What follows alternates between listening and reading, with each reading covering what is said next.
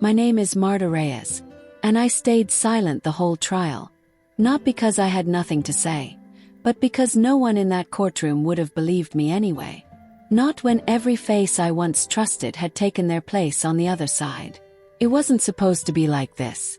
I used to believe in family, in marriage, in the idea that if you loved someone enough, you'd be loved back. I believed it all, until the night I found the messages on Adrian's phone. Until I saw the hotel reservation under a different name. Until he smiled in my face and said, "You're being paranoid." I should have walked away that night. But I didn't.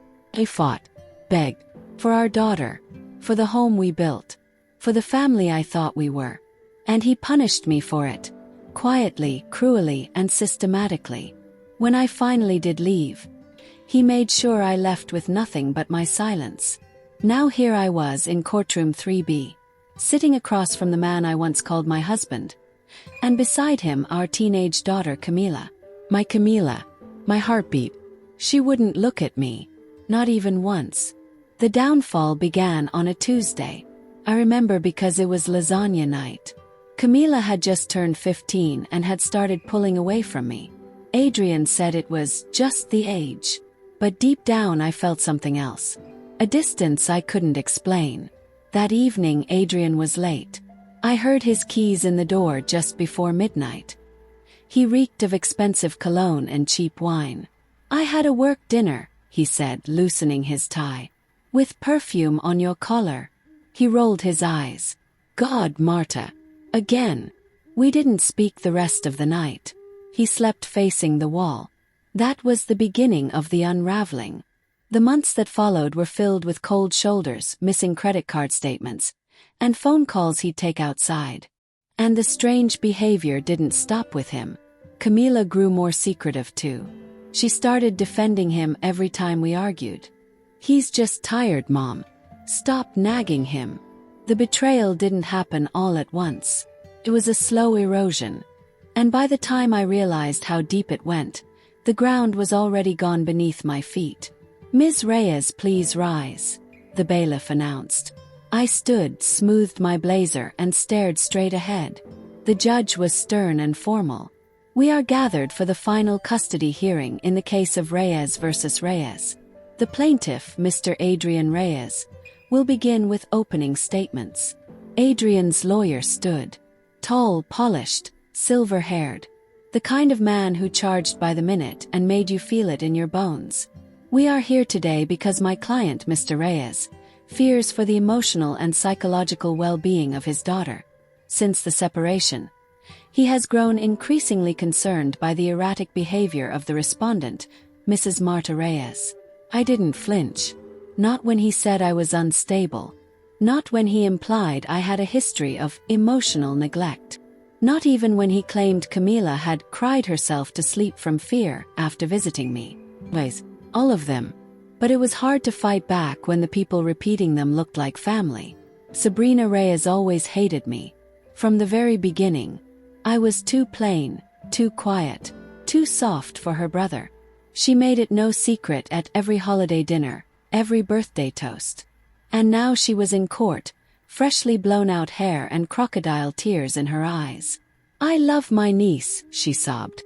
But Marta, she was never nurturing. Camila would come to our house just to feel safe.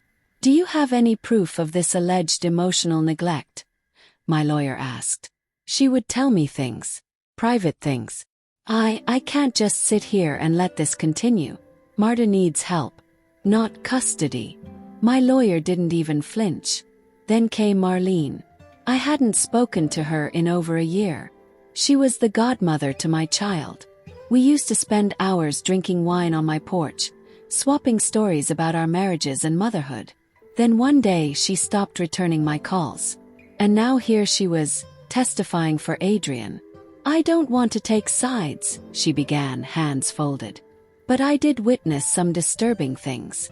Once, Marta locked herself in the bathroom for hours and left Camila crying downstairs. I whispered to my lawyer, "That never happened." "She's painting you as emotionally volatile," he muttered back. "They're laying a foundation." "For what?"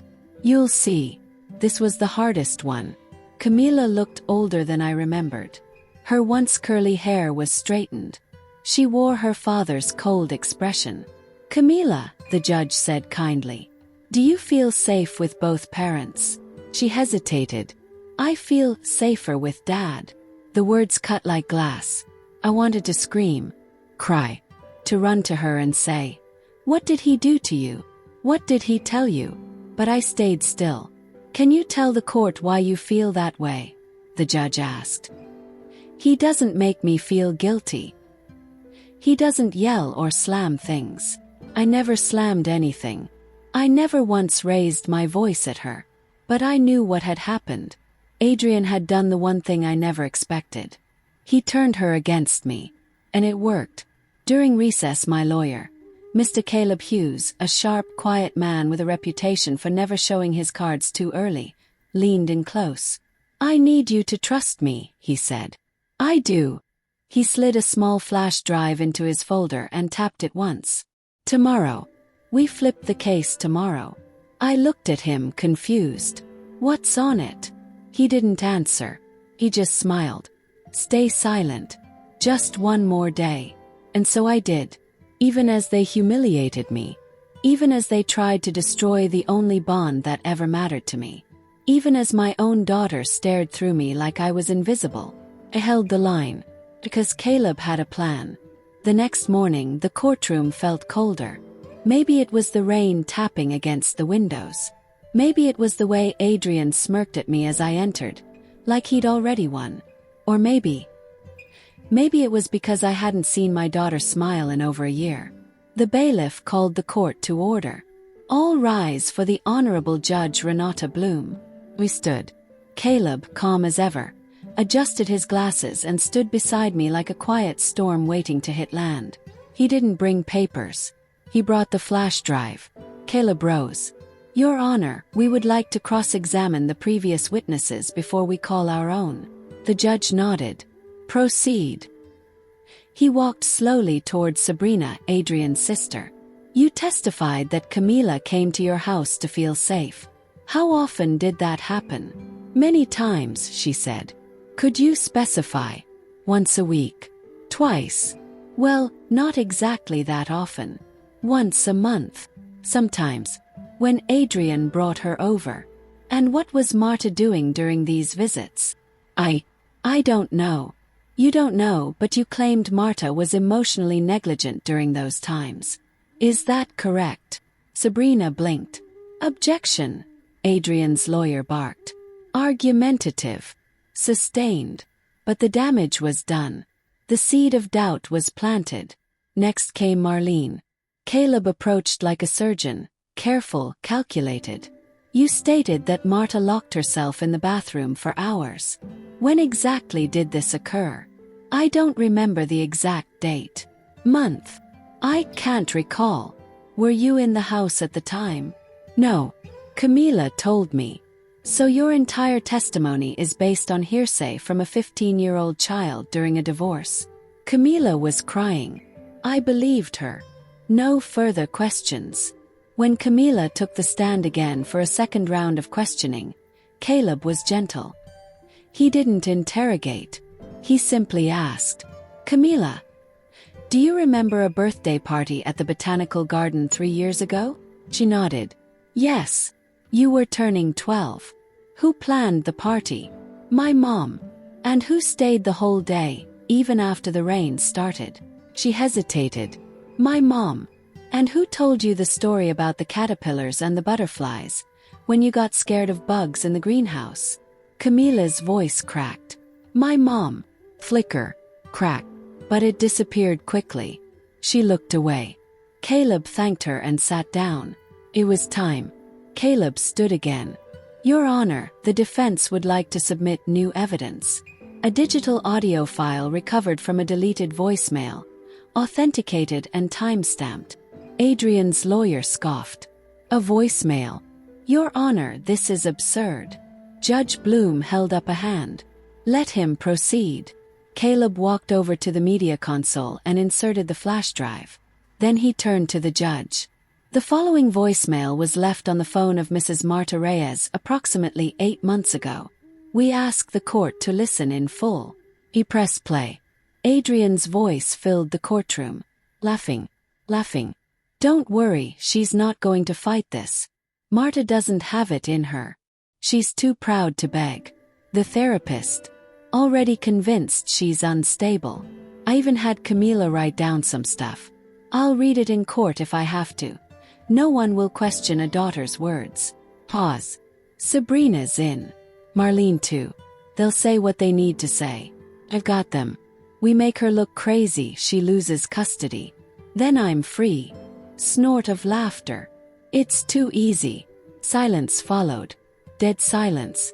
The judge leaned back, eyes wide. Adrian's lawyer went pale. Marlene covered her mouth. Sabrina turned to Adrian, whispering, "You told me it was just to scare her." And Camila? Camila stared straight at her father like she had never seen him before in her life. Judge Bloom's voice trembled with fury. "Do you have authentication for this file?" Caleb handed over documents. "Certified by a forensic audio specialist, Your Honor. I want all previous testimonies suspended pending investigation." Bailiff.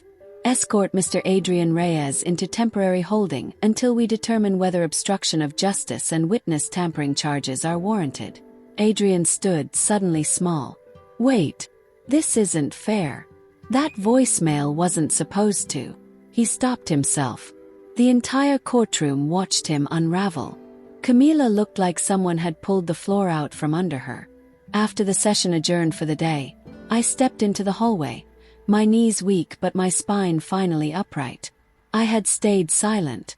And now, the truth spoke louder than anything I could have said. Camila was sitting on the bench by the elevators. Alone. She didn't look at me right away. I stood beside her. She whispered, "Was all of it a lie?" I didn't answer, because she wasn't ready to hear the full truth yet. But I sat beside her, and for the first time in 2 years, she didn't move away. Caleb called me late. "They've suspended the case for review," he said. "It's no longer a custody hearing. It's a criminal inquiry now." Adrian's lawyer dropped him. "Sabrina and Marlene may be looking at charges if they don't cooperate." I sat on my bed, still in my courtroom clothes. "Thank you," I said. "You stayed strong," he replied. "Most people would have broken halfway through. But you let them show the worst, and now they'll be remembered for it." I asked him, "What do we do next?" He paused, then said, "We finish this." 3 weeks passed before the court reconvened. In those 3 weeks, Adrian lost his job, his reputation, and most notably, his allies. Both Sabrina and Marlene had confessed to knowingly submitting false testimony. In exchange for reduced penalties, they agreed to fully cooperate with the investigation. The media loved it. Wife painted as unfit mother, uncovers shocking plot in courtroom drama. Deleted voicemail flips custody case on its head. Reyes versus Reyes. How a silent mother let the truth speak for her. But I didn't care about the headlines. Cared about Camila, and whether we had anything left to rebuild. The courtroom was quieter this time. Fewer reporters. No Sabrina. No Marlene. Just me, Caleb, Adrian, and Camila. She sat in the middle bench again. But this time she kept glancing in my direction. The judge looked tired. Worn down by weeks of filings, hearings, and disciplinary reviews. She cleared her throat. After reviewing all submitted materials and recorded testimony, including the voicemail admitted into evidence, I am issuing a formal ruling in the matter of custody. I didn't breathe. Full legal and physical custody of Camila Reyes is hereby granted to her mother, Mrs. Marta Reyes. Effective immediately. The words hit me like a wave. I didn't cry. I just nodded. Like my body knew how heavy this moment was, and refused to let it pass with anything less than reverence. As the gavel fell, Adrian stood up. "I'd like to say something," he said. The judge raised an eyebrow. "You are not in a position to make statements, Mr. Reyes. However, if the court permits." I interrupted. "Let him speak." Caleb glanced at me, surprised. But I nodded. The judge allowed it. Adrian looked older. His suit was wrinkled. His face hollow. "I didn't think you'd fight back," he said quietly. "You never used to." I held his gaze. He swallowed. "I shouldn't have. What I did to you, to her. I didn't want to lose." I answered with only one sentence. "And that's exactly why you did." Camila didn't say much in the car. She stared out the window while holding a small backpack. Just essentials. The court had ordered a transition period with therapy involved, but she insisted on coming with me right away. "You don't have to talk yet," I told her. "Just be here." Halfway home she finally spoke. "Did you know he was going to do that to you?" I shook my head. "No." I thought he just wanted out." Camila twisted the strap of her backpack. "I believed him. Every time he said you were selfish. That you didn't care about me. I even said those things in therapy. I didn't know he was using it." My heart ached, but I kept my voice steady. "You don't have to explain. You were a child. You were caught in something you didn't ask for." She looked at me then. "Do you hate me?" The question broke me. I pulled over, put the car in park, and turned to her. "No. Never. You are the one thing he couldn't take from me, not really. Even if I had to wait in silence. I always knew you'd come back." Court-mandated therapy began 2 days later. Camila was hesitant at first, barely speaking. But the therapist, Dr. Nasser, was warm and gentle, and slowly Camila started opening up.